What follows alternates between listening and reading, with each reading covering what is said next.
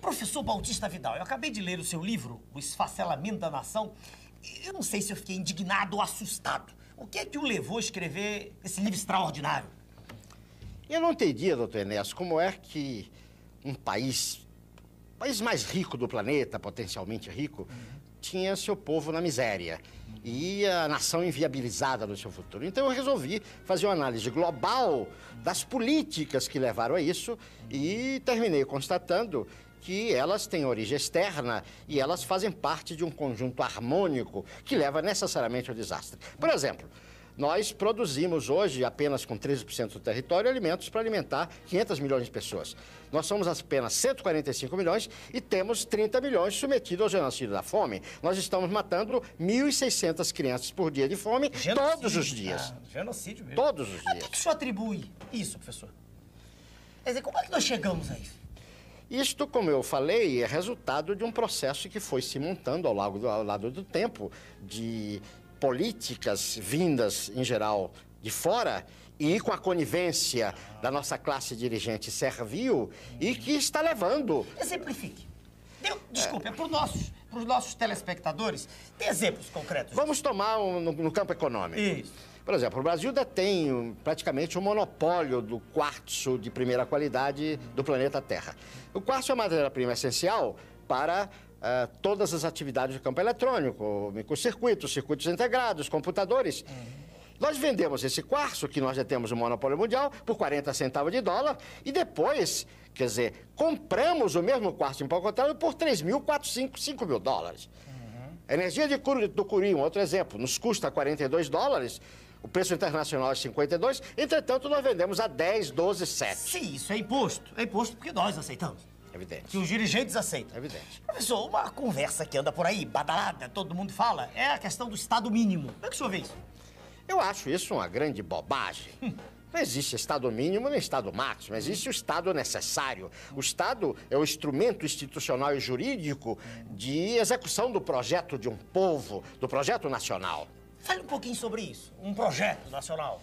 Projeto nacional é uma questão de atitude. Nós precisamos parar de dizer não, não. Não à inflação, não à miséria, não à corrupção. Nós temos que dizer sim. Sim ao pleno emprego, sim à produção das nossas riquezas, ao progresso da agricultura, da indústria, da educação, da tecnologia. O oposto que está aí, né, professor? Exatamente o oposto. O oposto que está aí. Exatamente o oposto. Ainda, quando o senhor fala nisso, mostrando que o Estado tem que ser forte, quer dizer, né? Eu digo ao senhor o seguinte, essa história das privatizações não está inserida nisso, não? Não está dentro do contexto? Claro, claro. Porque ao mesmo tempo que as nações hegemônicas fortalecem os seus estados, eles querem destruir os estados das nações hoje dependentes. Então o processo de privatização está nesse contexto. Tem uns exemplinhos, Quer dizer, agora aqui, essas últimas.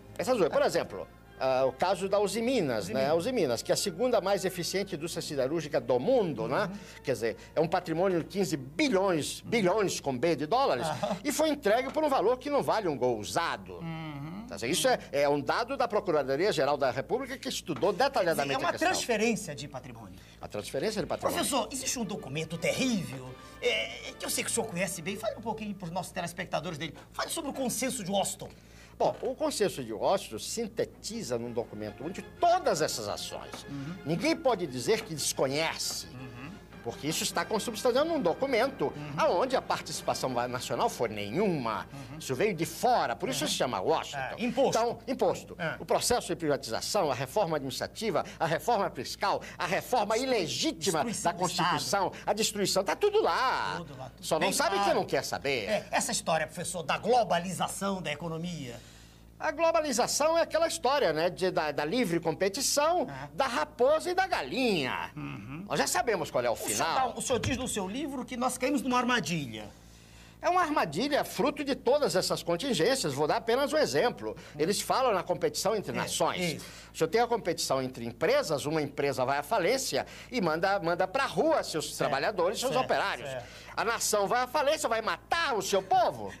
É o fim do humanismo. É o fim do homem, é o fim do humanismo, né? É o desastre Terrível. total, Terrível. o desastre total. Professor, a que é que o senhor atribui essa passividade da sociedade brasileira? Tudo sendo destruído, como diz aquele conhecido nosso, senhor Soberão, economia de cemitério, e a gente não vê uma manifestação gigantesca. A que é que o senhor atribui isso? O nosso povo é a grande vítima, não é verdade? Agora, o nosso povo tem uma máquina terrível, que é a mídia, que condiciona o seu pensamento. A mídia mente, a mídia, Mente, quer dizer, distorce, a mídia retira a Nós nossa... vamos entrar no primeiro mundo.